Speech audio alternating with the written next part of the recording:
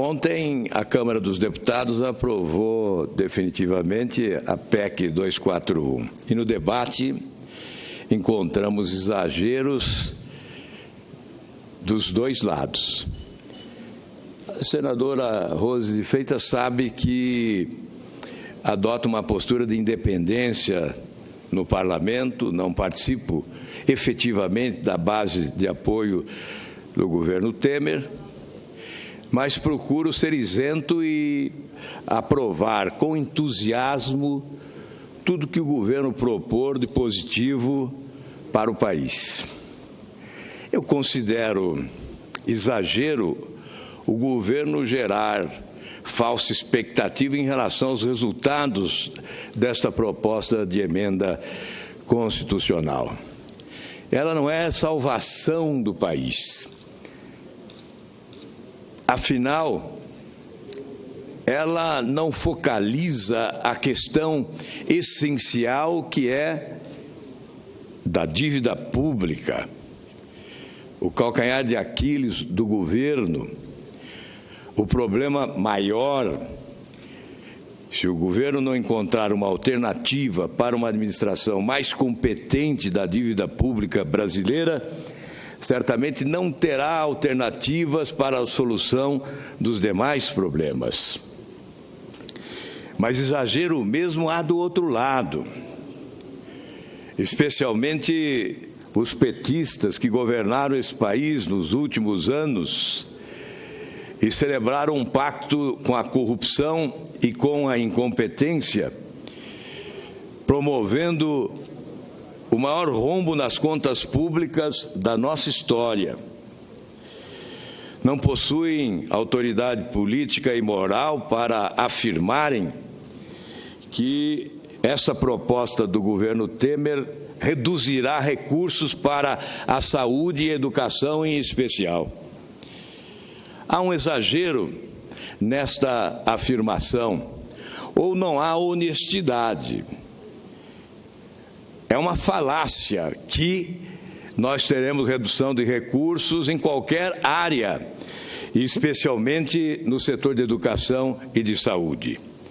Eu pedi para que a minha assessoria fizesse as contas e buscasse nos últimos anos, de 2013 até junho de 2016, os números do orçamento, a proposta orçamentária, os valores autorizados nos orçamentos para a saúde e para a educação. E pedi que se fizesse o cálculo da inflação do período, para verificar se o governo repassou recursos de forma a corresponder com o índice inflacionário do período, ou repassou mais do que a inflação, ou menos do que a inflação. E esses números são fatais e indesmentíveis. O governo repassou menos do que a inflação. Portanto, se esta PEC já existisse, vigorasse e fosse respeitada, a saúde pública de 2013 a 2016, metade de 2016, teria 10 bilhões de reais a mais do que teve. Portanto, como afirmar que esta PEC vai reduzir os recursos da saúde?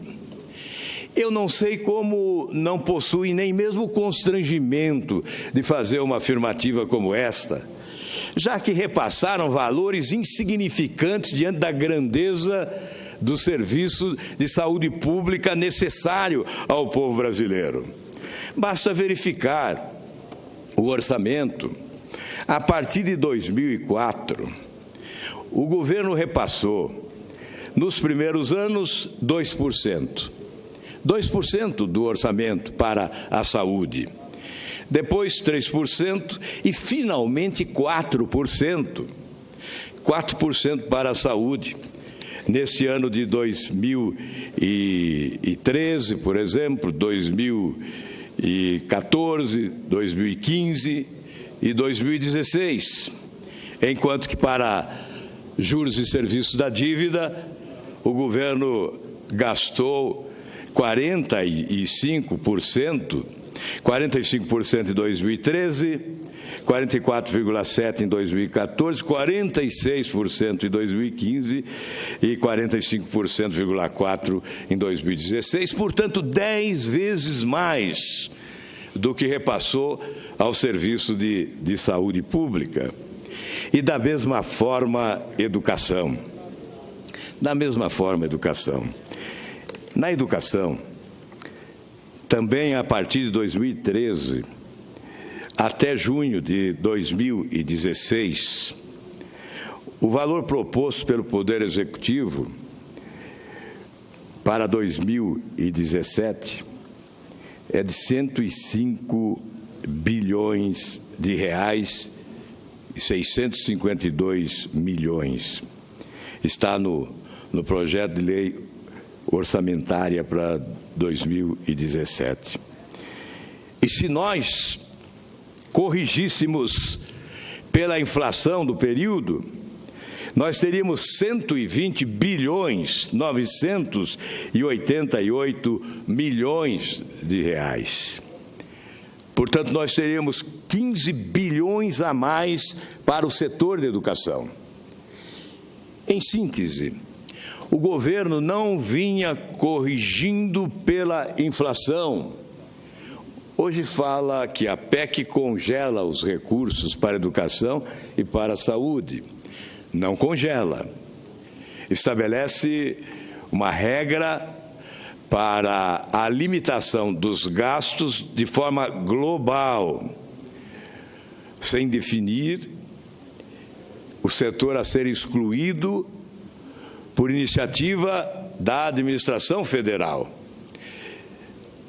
Mas mesmo que se aplicasse no setor de saúde e de educação a regra da correção pela inflação, nós teríamos, repito, 10 bilhões a mais nesse período para a saúde e 15 bilhões a mais para a educação.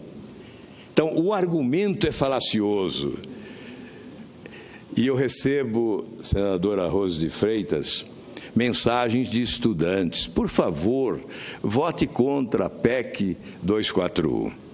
E aí eu respondo: mas por quê? Porque os nossos direitos estão sendo feridos, estão reduzindo os recursos para a educação. É uma mentira deslavada. Há estudantes ocupando escolas. E na capital do Paraná, Curitiba, um deles foi assassinado numa dessas ocupações. Um jovem de 16 anos perdeu a vida numa dessas ocupações e colocam como razão prioritária para a ocupação das escolas a redução dos recursos para a educação em razão da aprovação da PEC 241. Isso é desonesto, isso é perverso. Isso é desumano. É preciso fazer política com mais altivez e dignidade. Não se faz política desta forma, sem sustentação nos fatos, sem a comprovação da realidade. O que nós estamos apresentando aqui são números oficiais. Eu não inventei esses números das dotações orçamentárias, dos valores autorizados pelo orçamento. Eu não inventei os índices da inflação nesse período. É simples fazer a conta. O governo vinha repassando recursos aquém dos necessários se houvesse correção da inflação. Portanto, eu repito, enfatizo, se essa PEC já vigorasse antes, nos anos anteriores, de 2013 até a metade deste ano, nós teríamos repassado para a saúde 10 bilhões a mais e para a educação 15 bilhões a mais. Eu digo ao país que voto favoravelmente a essa PEC e a considero insuficiente.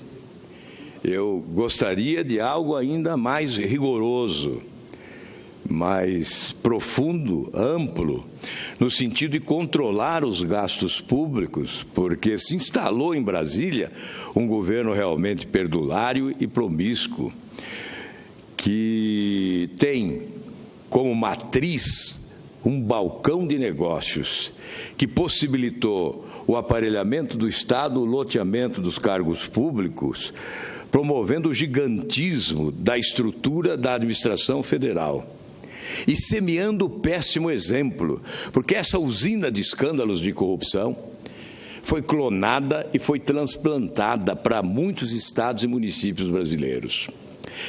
A escassez de executivos competentes na atividade pública brasileira, ao lado desse sistema promíscuo que estabelece uma relação desonesta entre os poderes, partidos políticos, grupos empresariais, exatamente este cenário de mediocridade pública levou o país a essa crise sem precedentes na nossa história, maltratando demais o povo brasileiro, com uma inflação perversa, com recessão, com desemprego que se torna devastador para grande parte das famílias trabalhadoras deste país.